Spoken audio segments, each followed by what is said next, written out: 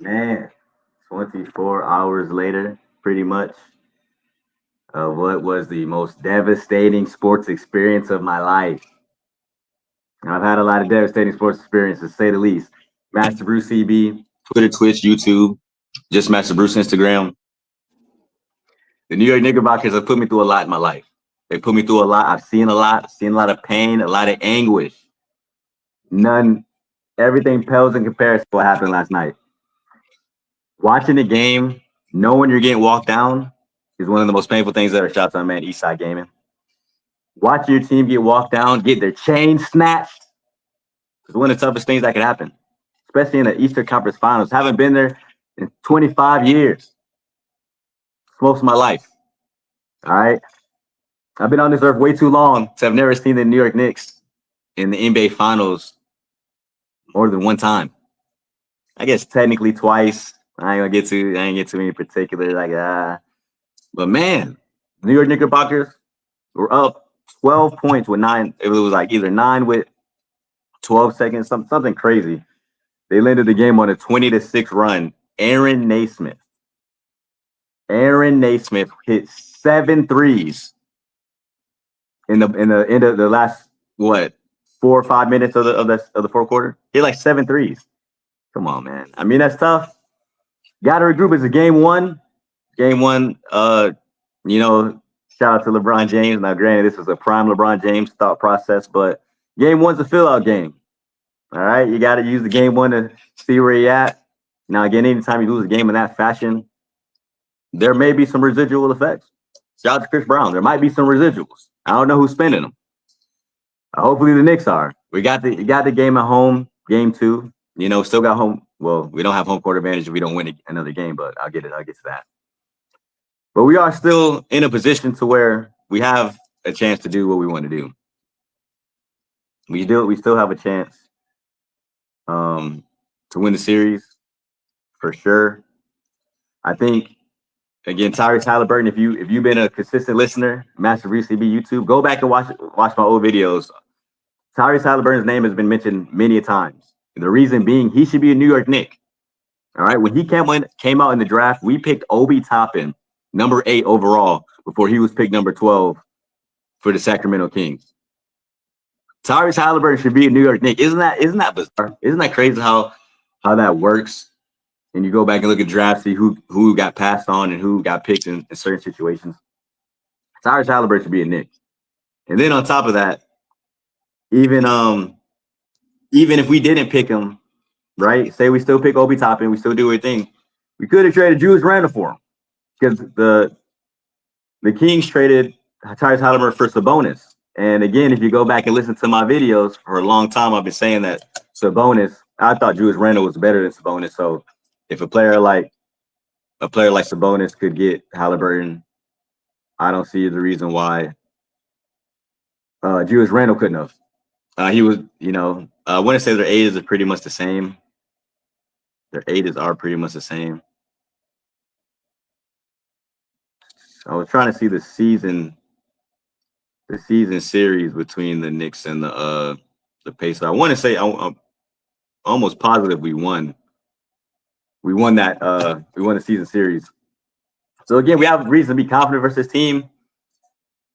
We're going into the game again. The Pacers do score a lot. They have a lot of.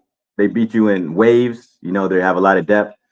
So that is a reason to be fearful of them. In a sense, seeing that the New York Knicks only play their starters very heavily minutes.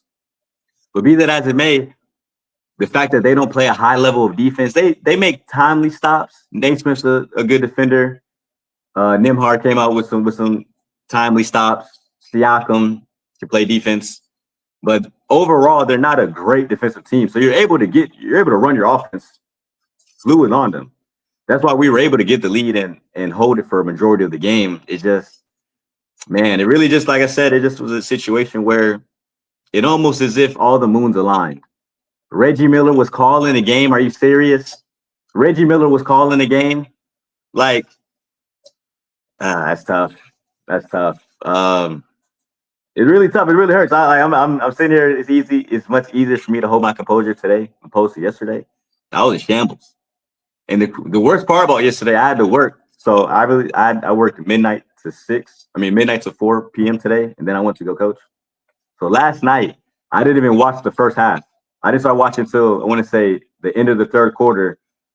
So that might have hurt even more. I don't know, because I think if I would have watched it from the beginning, saw them have that lead majority of the game, do what they want majority of the game, and then not do well.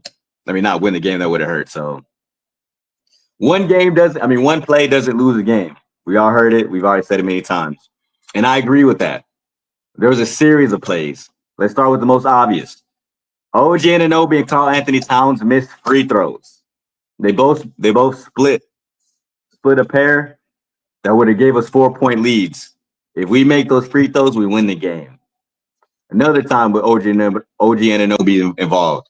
There was a time where Jalen Brunson is driving. It was a broken play.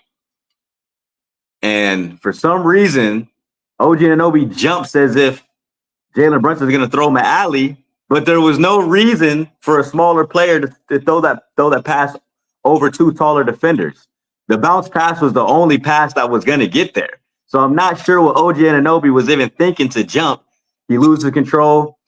Pascal Siakam makes contact with the ball before he makes contact with OG Anunoby's arm, deeming the contact legal because it was a loose ball. And that was a huge factor in the game, too. Like I said, they just walked us down back to back. Josh Hart made some of the craziest plays I've ever seen. Guy can't close out. First of all, Naismith, the guy he ended up making 7 threes in the fourth.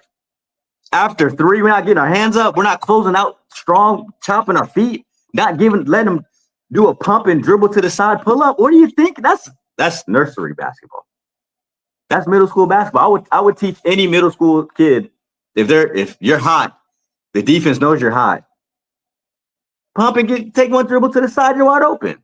Josh Hart's better than that.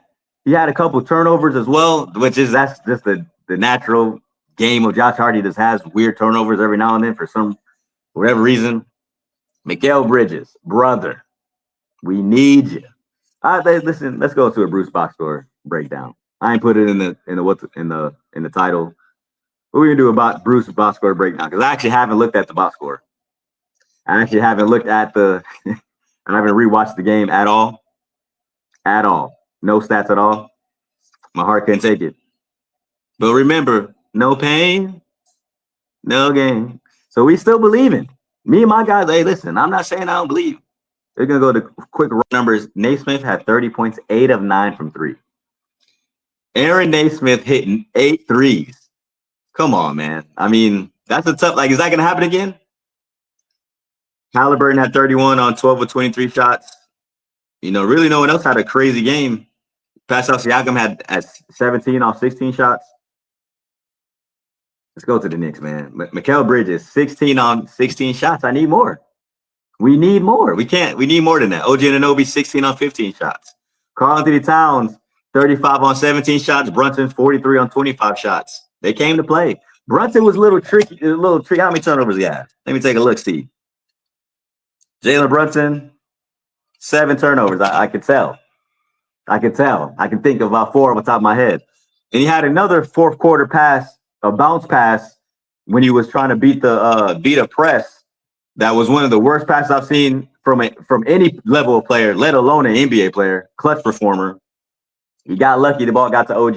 Now, if I'm not mistaken, that's what led to the Karl Anthony Towns free throws. That would, again, put us up 4. It's tough, man. Free throws are always tough. Miles McBride, 9.2 of 7 shooting. Mitchell Robinson, only 2 points, 8 rebounds, only 1 block. He's got to be a little more consistent. Mitch got to be more consistent. I want to see more consistency from Mitchell Robinson. I like the fact that he didn't get hacka. They didn't really hacka Mitch, so he was just able to play his game. But we need more. We need more of a punch. We need to look for him a little more in a pick and roll. I think if we open that up, at least just make the defense think about it. It'll help us a lot. You gotta make them think about it. We can't just be 1-on-1 Jalen Brunson pick and roll over and over again. The defense is gonna find a way to stop it, or even just make it harder on us than we want it to be. We have to find a way to get easy points, easy shots. Let's see the team stats. They took 6 more shots than us. It's not good. They only made 3 more shots. That's what I said. The 3 ball. They made 15 to 37 threes for 40%. We were 11 to 34. I mean, it's not a huge difference, but again, we lost by 3 points. So that was it. Free throws, and we shot. Am I looking at this right? We shot 40 to their 28. Listen, this is an all around choke job. There's no other way to put it. This is the worst loss in playoff history, for sure. Knicks history. Now again, I can't say that. I can't say that. Maybe that I've watched with my own eyes in real time, live. That Patrick Ewing finger roll, that's pretty bad. That's pretty bad. It was games to lose series or that could have won series. That's the reason why, in a lot of ways, again, we got punked. This is gonna go down in history and infamy forever. But in that same breath, they still got a chance. They still got to beat us 3 more times. So here's what I'm thinking. Here's what I'm looking at, right? I got glasses, but take a look with me. We lose game 1 in horrific fashion.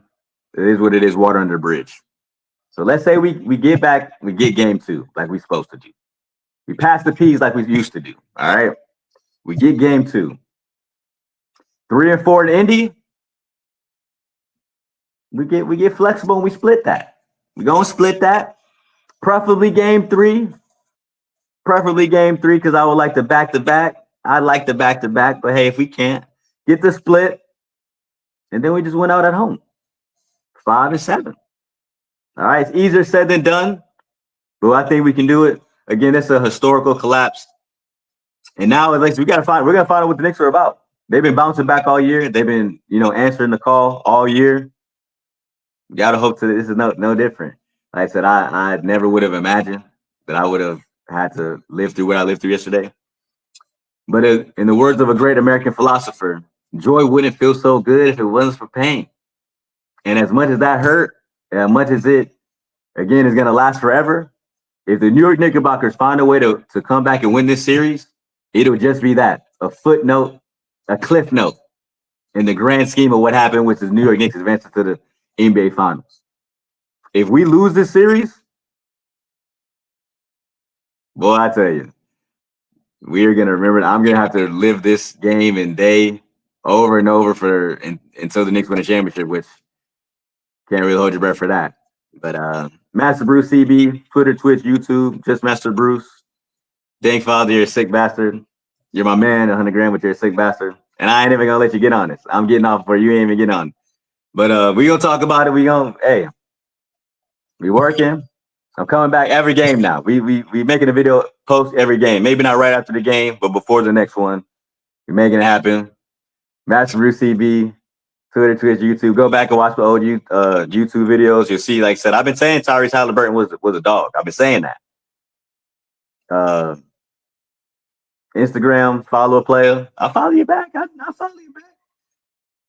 New York Knickerbockers, hey, listen, you gotta win 4. It ain't first to 1, first to 4.